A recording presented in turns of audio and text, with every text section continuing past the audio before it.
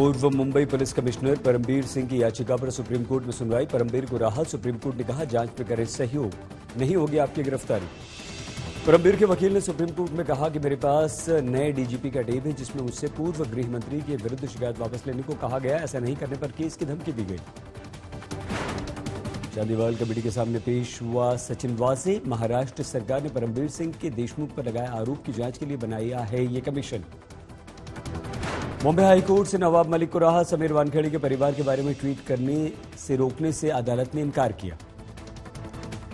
अदालत ने कहा सत्यापन के बाद ही आप पोस्ट करें, उन्हें ट्वीट करने से हम नहीं रोक सकते।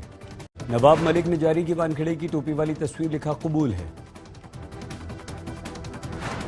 सर्जरी के बाद मुख्यमंत्री उद्धव ठाकरे करवा रहे हैं अस्पताल में फिजियोथेरेपी, जल्द किए जाएंगे डिस्चार्ज।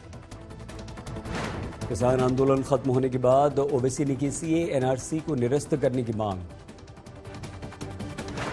ओवैसी की मांग पर बोले शाहनवाज हुसैन, अब कोई कानून नहीं होगा रद्द, सपने ना देखें ओवैसी। मुंबई में क्राइम ब्रांच ने जब्त की 5 करोड़ की ड्रग्स। एक पेडलर गिरफ्तार, स्कूलों के बाहर बेची जाती थी। मुंबई के भाईकला रेलवे स्टेशन पर बाल बाल बची महिला की जान, चलती ट्रेन में चढ़ने की कोशिश में गिर गई।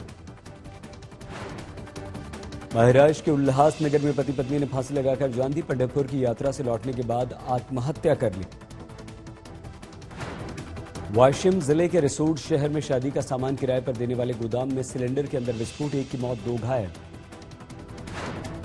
गुजरात में 5वीं क्लास के बच्चों के खुले स्कूल, सरकार का बयान, हम पूरी तरह से तैयार। गुजरात में पुलिस ने ड्रग्स रैकेट का किया खुलासा। स्कूलों कॉलेजेस के आसपास बेची जाती थी ड्रग्स। 7 महीने में बाजार में बड़ी गिरावट। सेंसेक्स 1170 अंकों की गिरावट के साथ 58,465 पर बंद। शादी के बंधन में बंधे आदित्य और अनुष्का रंजन। आलिया भट्ट, वाणी कपूर, रिया चक्रवर्ती ने अटेंड की शादी। राजकुमार राव और पत्रलेखा ने फैंस के साथ शेयर किया अपना शादी का वीडियो। आज शिल्पा और राज कुंद्रा की 12वीं वेडिंग एनिवर्सरी। शिल्पा ने शेयर की राज के लिए emotional post. Actor Freida Pinto बनी एक बेटे की मां। फ्रीडा और कोरी ट्रॉन ने बेटे का नाम रखा रूमी रे।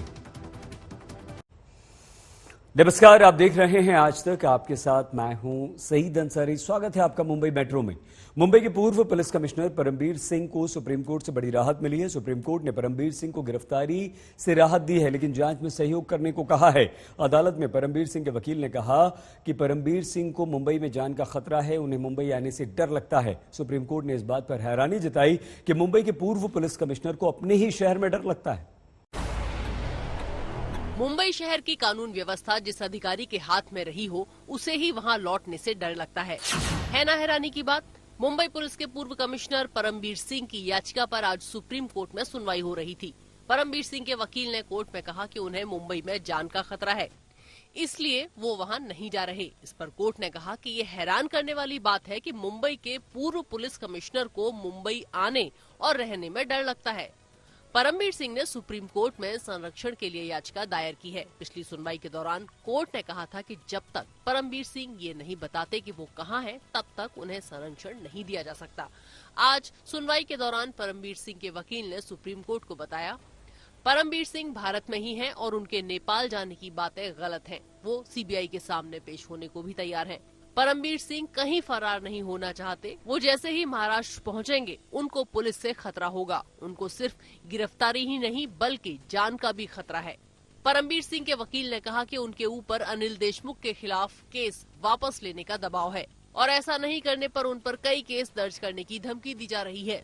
चूँकि उन्होंने देशमुख पर धन उगाही का रैकेट चलाने का आरोप लगाया था, इसलिए उन्हें फंसाया जा रहा है। इस दलील पर सुप्रीम कोर्ट ने कहा कि ये हैरान करने वाली बात है कि मुंबई के पूर्व पुलिस कमिश्नर को मुंबई में ही आने और रहने में डर लगता है। अगर मुंबई के पूर्व पुलिस कमिश्नर कहते हैं कि उन्हें मुंबई पुलिस से खतरा है, तो इससे किस तरह का संदेश जाता है।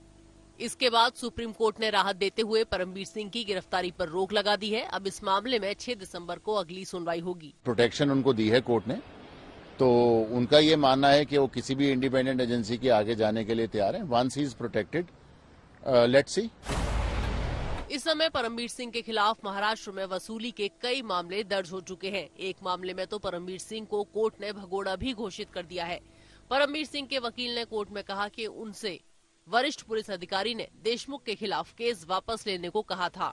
वो नहीं माने तो उनके खिलाफ केस दर्ज करवाए जा रहे हैं। परमबीर सिंह के खिलाफ दर्ज मामलों की जांच भी सीबीआई ही करे, ये मांग परमबीर सिंह के वकील ने कोर्ट से की।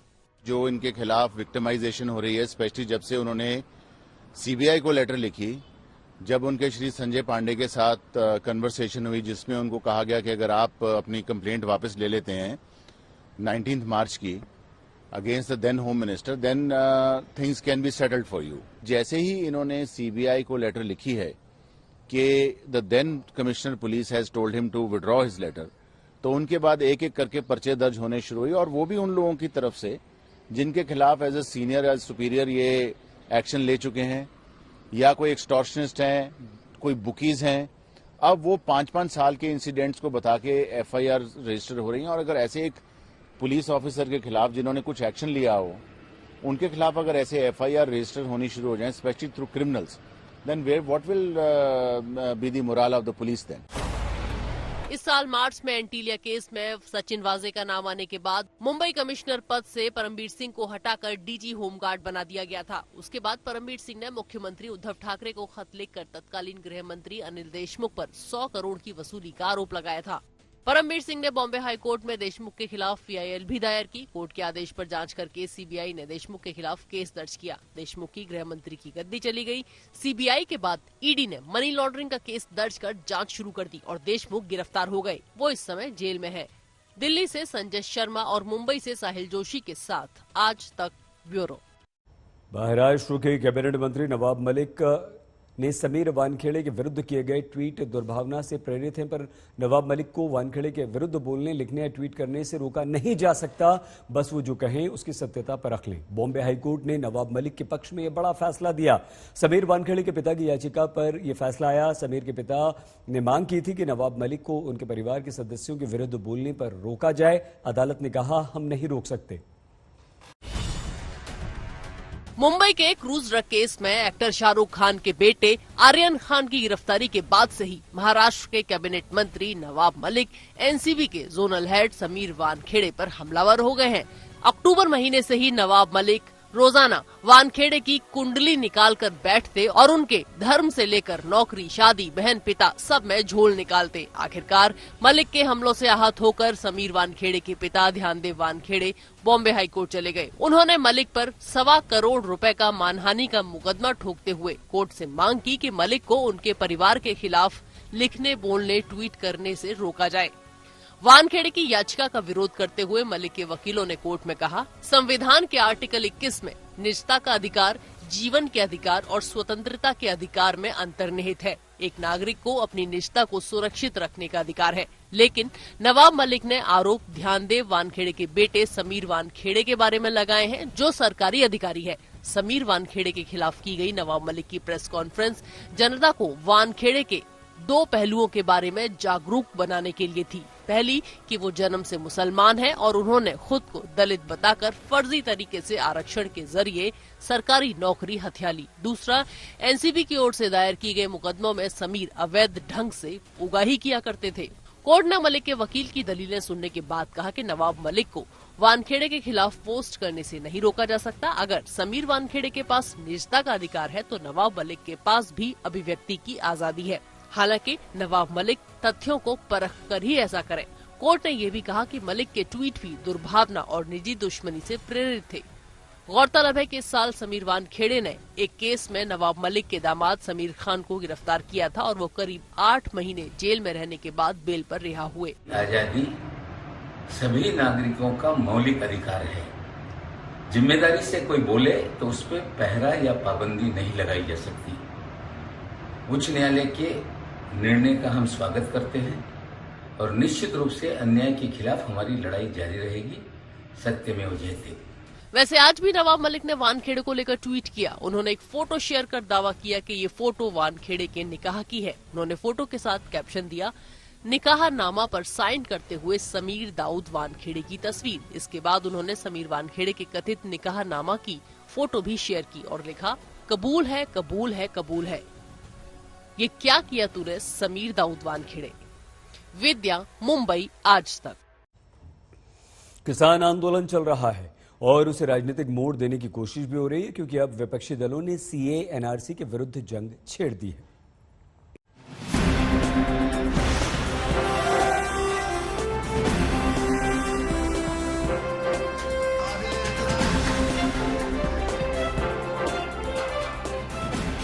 यूपी में चुनाव है तो सबके अपने अपने दांव हैं, अपने अपने ताव हैं और हाँ, अपने अपने तनाव हैं।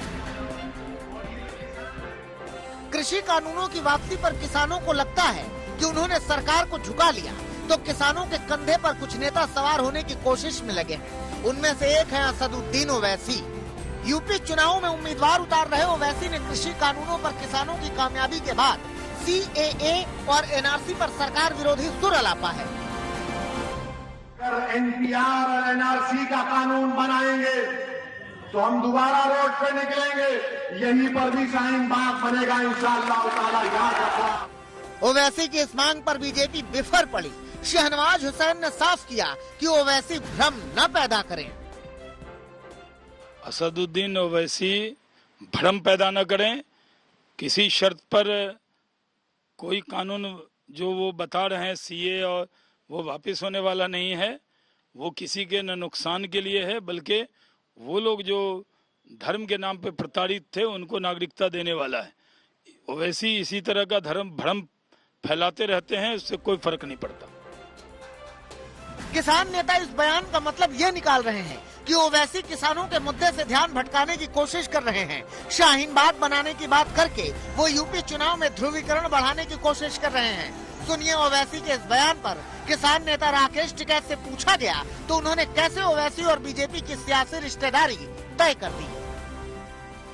अरे उनका चाचा है भाई, ये तो चाचा भतीजाओं की पार्टी है, अपना कह दे वो कर लेंगे भाई। ओवैसी तो बीजेपी का चाचा है, उसे टीवी पे कहने की जरूरत ही नहीं, उनको कह देगा, मान लेंगे उसकी बात। आपको लगता है कि होना चाहिए? हम तो कह रहे हैं कि चाचा भतीजों का मामला है, उनका दोनों का निपटा लेंगे, उनकी घर की बात। साफ है कि राकेश टिकैत और संयुक्त किसान मोर्चा के किसान नेता हरगिज नहीं चाहते कि ओवैसी या उनके जैसे नेता किसानों के आंदोलन को भटकाएं। इस बीच किसानों को मुनव्वर राणा का साथ मिला है। केंद्र और राज्य की बीजेपी सरकार को पानी पी पी कर कोसने वाले मुनव्वर राणा ने एक बार फिर से तीखा बयान दिया है।